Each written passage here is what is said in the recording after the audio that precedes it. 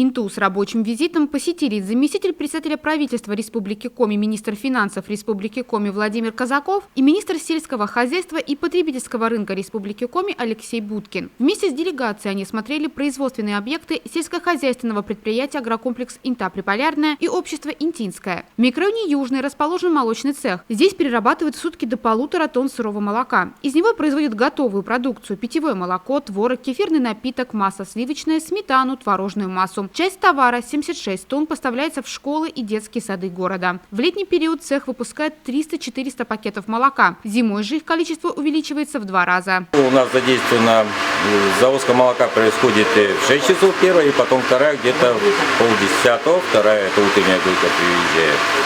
Работают у нас 3 рабочие, 1 оператор, мастер и человек, обслуживающий Меркурий, занимающий оформлением. Куда мы реализуем?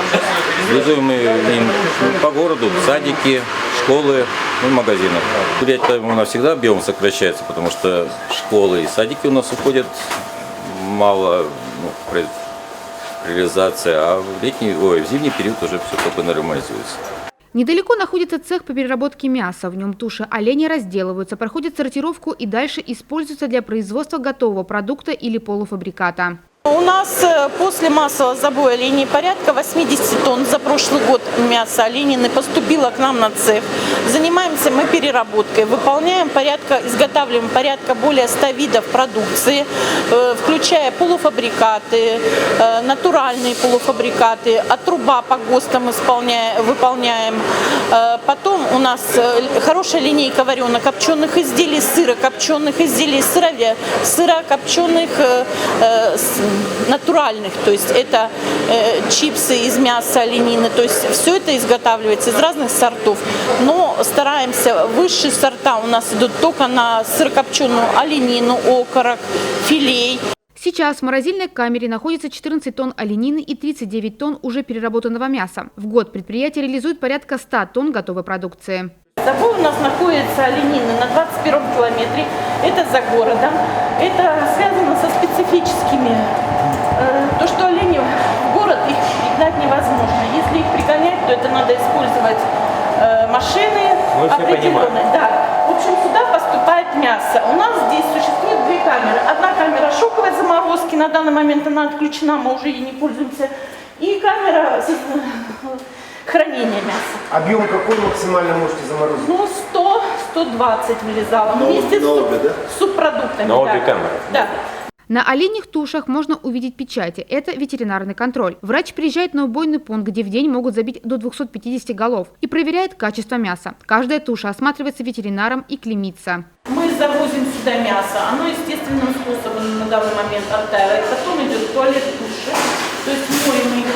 И ребята забирают ее. Нет, вот здесь распиливаете? Да, если необходима распилка, у нас порядка 100 видов продукции вместе, полуфабрикаты, сырокопченка, плюс еще от труба, от труба, то есть это распилка. То есть все по желанию клиента можно распилить на лопаточный опыт, на цельный опыт, на все. То есть в самом цехе происходит разделка мяса, так называемая обвалка. На каждого обвальщика в день приходится до 500 килограмм мяса. На обработку одной туши у специалистов уходит до 30 минут. С 2018 года занимаюсь обвалкой мяса. Ездил учиться на Ямал. Там работал в фирме Муполитан называется. Там учился. Обвальщики там местные были. Приезжает. За сколько можете разделать тушу? Тушу? Все зависит от размера туши. Если крупная туша, то где-то минут 25. Если маленькая, можно и за 15 минут справиться. Это полные обвалки, косточки, мешочки, тачки будут лежать. Мы работаем 2-3 ножами, чтобы, допустим, меньше утупить один нож. То есть где-то ближе к кости, допустим, надо пройти, грудину отрезать. Берем еще один нож. Но имеется в виду без дополнительных инструментов, без пилы, без топора. Мясо делится по сортам и передается в дальнейшее производство. В будущем из него получаются бифштексы, полуфабрикаты, рагу, мясные чипсы и другие деликатесы. Верхняя часть, это у нас идет на орешек. тоже зачищается, жилы убираются, первый, второй сорт, все делится. Сейчас предприятие выпускает порядка 150 наименований мясной продукции, в том числе различные колбасы, сосиски и сардельки. Все натуральное и без различных добавок. Здесь замешивается все виды колбас, фарши, некоторые полуфабрикаты, то есть котлеты рубленые, купаты, колбаски, пикник. У нас мясорубка, это наш кутер. Такой проблематичный, требуется ремонта ему, конечно, необходимо техническое обслуживание. Импортный, да, он очень хороший, больше 20 лет. Но когда вот приехал специалист и сказал, лучше вот этот, чем новое, потому что хорошее. У нас отправление идет на гуно, садики, мясо, у нас идет сардельки, потом в дом престарелых. Также мы поставляем продукцию в Сыктывкар, Печора, Ухта у нас берет Москва у нас продукцию. На переработке мяса задействовано 12 человек. Сейчас цех работает в структуре общества «Интинское». Это резидент арктической зоны, который объединит все оленеводческие организации округа. Это 3 предприятия – Абись, Петруньское и агрокомплекс Инта-Приполярное. В этом году Интинское, благодаря государственной поддержке, сможет закупить для переработки дополнительно 30 тонн сырья у Петруньской, порядка 60 тонн у оленеводов-частников. Хозяйство впервые получит субсидии на закуп мяса оленей в убойном весе. У нас болевые моменты – это наше оборудование. Нехватка, конечно, людей нам необходимо, так как у нас увеличиваются объемы, увеличивается реализация, увеличивается новый вид фасовки, появляется. Нам необходимы, конечно, люди. Необходимо сменить новое оборудование, потому что оборудование еще было многих лет давности, более 20 лет. Необходима модернизация. И люди. Есть у нас планы по переработке костей. На данный момент кость у нас не востребована, но мы можем ее перерабатывать, использовать ее в виде, в качестве костной муки, да, то есть есть еще мехобвалку, то есть это для продажи животным, корма изготавливать, также из субпродуктов, которые мы реализуем, мы можем сами изготавливать, то есть тоже необходимо дополнительное вложение. Ранее было сделано таким образом, что Петрунь забивали оленей, и Петрунь реализовывала свое мясо без переработки. Абись забивали в Абизе и, соответственно, реализовывали без переработки. Единственное предприятие в Инте, где была реализация с учетом переработки, есть цех для этого. В этом году мы его полностью обновили. Есть, конечно, еще небольшие вложения нужны, но в этом году мы увеличили реализацию мяса уже в 2 раза по сравнению с 2021 годом. И я вам могу сказать, что задача наша состоит, чтобы не реализовывать без переработки, а вся оленина, которая будет забита и петрунями, и абизью, будет перерабатываться и храниться в Инте. Для этого морозильные камеры имеются. Для этого нужно будет создать 2-ю смену. Это тоже дополнительные рабочие места. И выходить на другой рынок сбыта. Мы сейчас прошли специально, наш специалист прошел обучение через Валберес. Вы, если заметили, в этом году мы изменили упаковку. У нас очень сейчас красивая и достойная упаковка. И мы можем выходить уже на другие регионы и, соответственно, на Москву, на Питер, где это более востребовано. Вот за счет объединения у нас где-то будет получаться только нашего мяса около 140 тонн. Помимо этого, в этом году выделена субсидия на приобретение мяса у частников. Здесь еще дополнительно мы можем около 40, как по предварительным данным, тонн приобрести. И это очень хорошее подспорье, потому что приобретая оленину участников по 320 рублей за килограмм, компенсация идет 140 рублей за килограмм. Но обязательное одно условие, что это должно быть забито на сертифицированном забойном пункте, который как раз имеется и у Абизи, и у Инты Приполярной. Поэтому очень четкое, правильное постановление было принято и главой, и правительством. Я думаю, что это не допустит того, как было в прошлом году, что оленеводы уходили в другой регион из-за того, что там принимается мясо дороже. У предприятия выходит порядка 35 тонн костных отходов. Из них из субпродуктов можно изготавливать костную и кровяную муку, корм для домашних животных. Делегация осмотрела помещение бывшего яйцесклада, где планируется оборудовать цех для этих целей. Мы уже оборудование подобрали, что из крови оленей можно тоже делать муку. И у нас уже есть поставщики, вернее поставщики, а люди, которые реально хотят приобретать. Это и Глазовский, этот комбикормовый комбинат, мне уже не раз звонили, если будет костная мука. Это Йошкар-Олинский. Говорит, до Кирова отправляете, мы, говорит, там забираем. А сегодня куда кости идут? На сегодняшний день никуда. Они их просто сжигают. А их можно пустить вот в костную муку. И мы вот здесь хотим делать костную муку, хотим вот здесь вот именно перерабатывать, и в том числе консервы для собак. Последние несколько лет в агрокомплексе Инта Приполярная отсутствует необходимое количество помещений для содержания скота в зимний период. Мощности действующего предприятия не позволяют увеличить объемы производства. Имеющиеся объекты требуют реконструкции и переоборудования. Эти и другие направления развития обсудили на совещании с общественностью, которое провели в администрации округа. У нас организация, которая Инта Приполярная, там была Абисть и еще Петрунская. Да, еще в прошлую работу мы с Алексеем Ивановичем плотно работали, когда я работал в ФНС. Мы искали все пути выхода для сохранения этих организаций. Мы понимали, есть такая вещь, как экономика, она как упрямая, да, она все, цифры нам все показывает. Жизни вот в такой модели, которая происходит, у этих организаций нет вообще. Да, мы заключили мировые соглашения. Но мировые соглашения, так скажем, знаете, это некая, так скажем, оттяжка по времени. Да, мы понимали, что единственный у нас сейчас выход – это переход у нас как на резидента арктической зоны, да, где мы можем хоть немного, но сэкономить на страховых взносах, потому что у нас своего рода идет перелив республиканских денег, да, у нас в федерацию. То есть это, так скажем, это, конечно, нам было невыгодно. Когда мы начали понимать и погружаться уже внутрь самой работы Инта Приполярная, то есть мы разделили на две вещи. Да. Мы хотели, не хотели, мы видим, как должна организация все-таки не погружаться в пучину, а все-таки начинать развиваться. Мы рассмотрели отдельность, полностью комплекс. Вот понимаете, вот эта вся вот эта работа, это все разные, да, так сказать, документы у нас на протяжении с апреля месяца, совещание 10, это только официально было проведено, еще помимо этого. Да, я вроде не должен заниматься сельским хозяйством, но мне в любом случае экономика, для меня это не, так скажем, чужая, да, вещь в нашей республике. Мы поняли, да, что у нас есть две направляющие, две составляющие экономики, да, по Инте Приполярной, это вот у нас животноводство, и вторая часть это у нас оленеводство. И я до этого 3 года проработал в городе Воркуте, я лично знаком с Пасынковым, да, и с оленесовхозом, я был на этом организации, я понимаю, что организация, занимающаяся олениной, может работать в плюс даже без субсидий.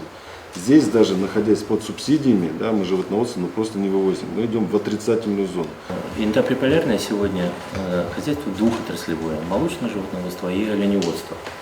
Если вы помните, несколько лет назад была еще третья отрасль – птицеводство. Да?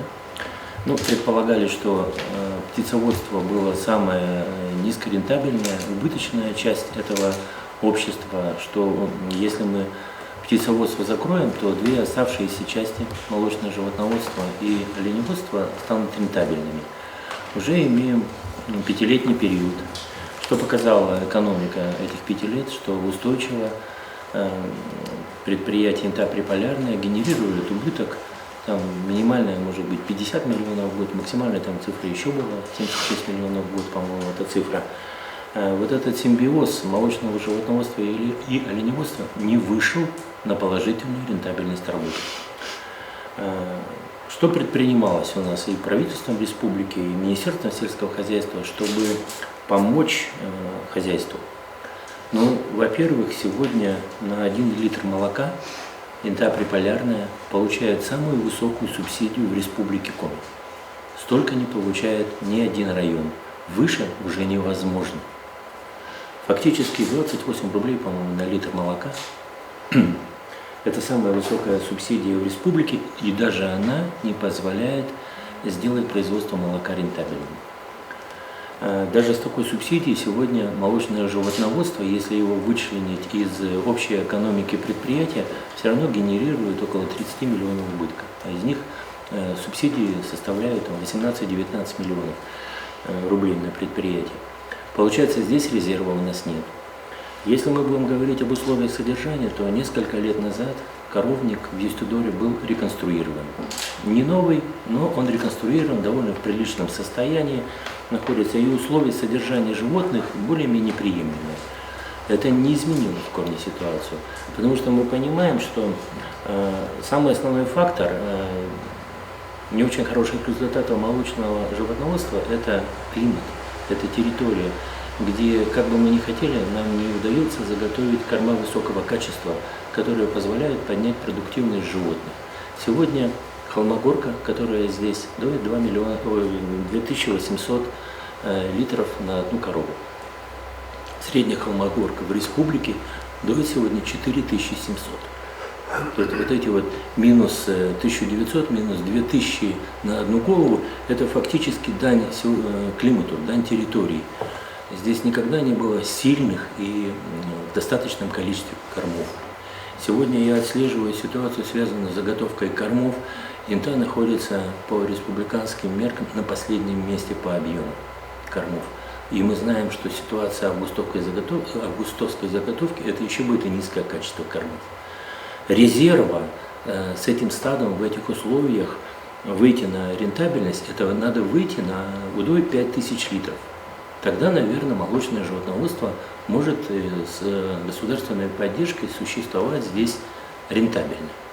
Я не верю, что в этих условиях, с этим стадом, с этими травами, с этими лугами, с этим набором техники здесь можно выйти на такую цифру. Добавок у нас здесь генофондное хозяйство. Это означает, что Российская Федерация платит около 5 миллионов рублей только за то, чтобы здесь сохранялась чистая холмогорка. Российская Федерация заботится о чистоте линий, и вот чистота линий холмогорки поддерживается из федерального бюджета. Руководство предприятия совместно с правительством региона разработало план реорганизации агрокомплекса «Инта Приполярная». Изучив основные финансовые показатели, было решено нарастить производство готовой продукции из оленины и отделить животноводческую линию. Мы сегодня прошлись и посмотрели весь забойное мясо, которое будет от Абизи, Петруней и Инты Приполярной, возможно хранить здесь, в морозильных камерах, все в одном месте. Причем Петрунь и так пригоняет сюда стадо, и здесь оно забивает на забойном пункте. У Абись всегда на своем забойном пункте забивала, но потом перевозила сюда. И доходило до того, что в одном и том же месте торговали. В Инте Абись торгует олениной в одном углу города, рядышком там через угол Петрунь торгует этим же мясом, по ценам бодаются, непонятно что, просто так реализуют как могут подешевле. Но это полный был бред. Поэтому наша задача сейчас все централизовать и сделать красиво. И сегодня мы были в цеху, я вам всем рекомендую съездить в цех. Мы в этом году запустили новый цех. Этот цех уже принадлежит ООО «Интинскому». Мы сделали капитальный, не капитальный, ремонт. Перевезли со старого цеха все оборудование, сделали вентиляцию. Одна вентиляция нам обошлась только в 2 с лишним миллиона рублей. Но зато это сделано полностью по всем ГОСТам, по всем стандартам и так далее и тому подобное. Миллионов 17-18, чтобы сделать идеальным сегодня цех переработки оленины. Полностью. И кровь, и кости, да, шкура. Нет, без шкуры пока. Без шкуры, да. И я поддерживаю Владимир Викторович, что мы готовы, и у нас есть, скажем так, такие резервы по источникам, заточить отдельную программу именно на развитие оленеводства для Инты. И не для оленеводства, а для переработки. Развитие, да. Для развития переработки. Тем самым те пожелания, которые Алексей Иванович поделился, они вполне реализуемы. На мой взгляд, они приведут к позитивным результатам, и мы в этом поможем. Интинская коровья фирма является хранителем редкого генофонда холмогорской породы печорского типа. Эта порода специально выведена для севера. При сравнительно низком потреблении корма у коров стабильный надой молока. Кроме того, они могут пить холодную воду без вреда здоровью. На сегодняшний день общее количество поголовья составляет 328 голов, из которых 205 особей – это коровы. Стадо решено сохранить. Животные будут перевезены в другие отделения Республиканского акционерного общества «Агрокомплекс» в Прилузский и Сыктывдинский районы, в коровники предприятий «Южное» и Палевицы. Это возраст коровы более 7 лет.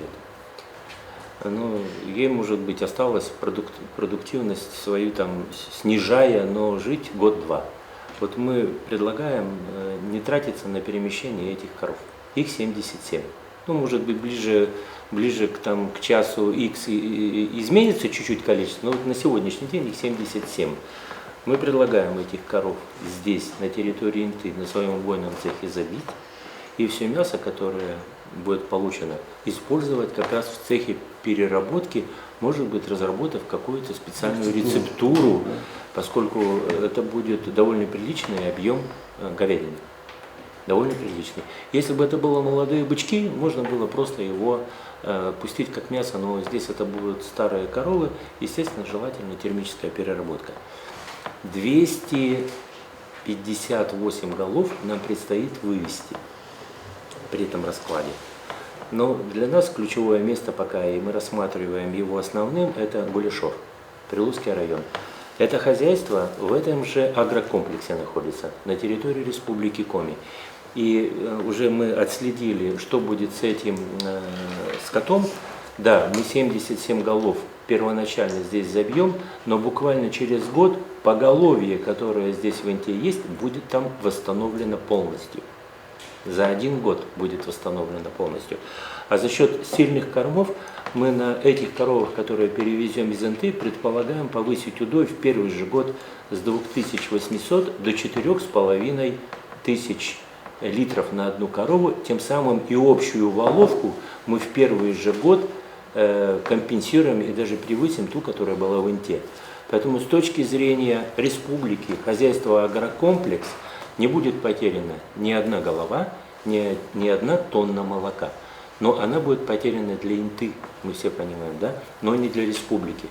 С другой стороны, не будет генерации убытка 30 миллионов уже со следующего года. До мая у бизнеса есть возможность приобрести часть стада коров для открытия крестьянско-фермерского хозяйства. Агрокомплекс рассмотрит любые варианты сотрудничества, ведь в Инте на Юстодоре остается ферма, заготовленный корм и оборудование. Принято решение, что постепенно мы будем перевозить стадо. Значит, в связи с тем, что телятник на сегодняшний день является в аварийном состоянии, и туда телят в этом году уже завозить нельзя, мы сохраняем стадо, значит, будет и в ферму у нас влезает там почти 200 голов, соответственно, мы часть оставляем и часть будем перевозить.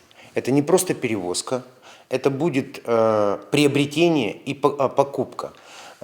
Соответственно, деньги придут на Инту приполярную в том числе от реализации и продажи. Помимо этого, Инте Приполярной в этом году необходимо в том числе подтвердить статус племенного хозяйства. И это как раз тот шаг, когда необходимо реализовать часть своего стада, на что получают субсидии.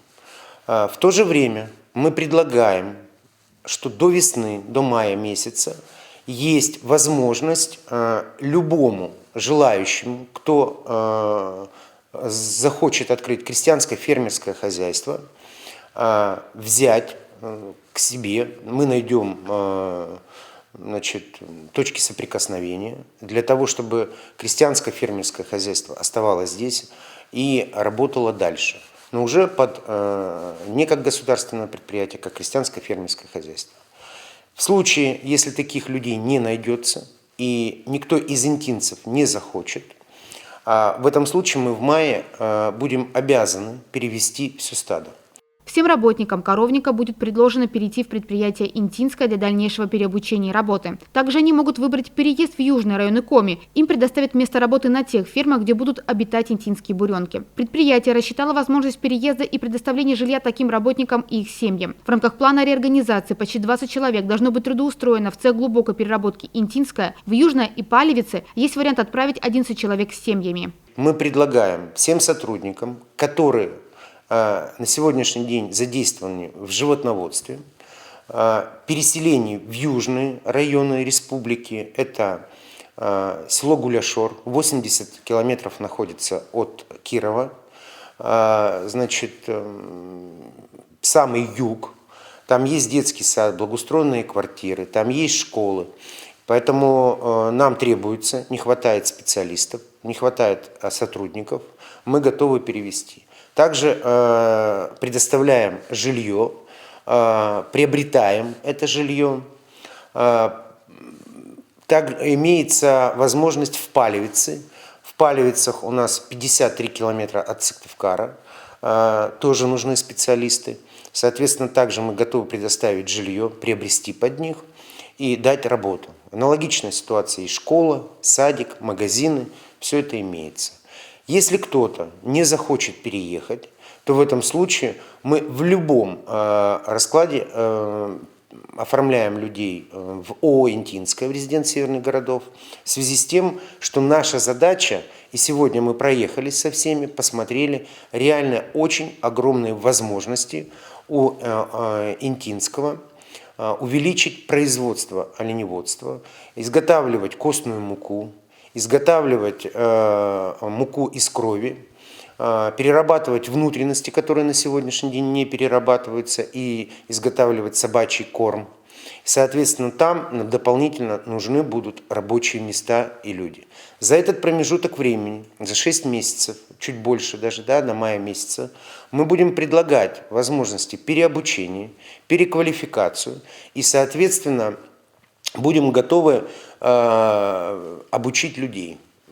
Значит, сразу же подчеркну, заработная плата не уменьшится. Какая была заработная плата, такая и останется. В связи с тем, что люди проживают в Юстедоре, мы готовы организовать маршрутный транспорт и по маршрутным транспортам развозить в южный поселок и с южного обратно в Юстедор. Сегодня перед правительством региона и руководством предприятия стоит задача не допустить снижения поголовья в регионе, тем более племенного скота, а также не допустить рост безработицы в Инте.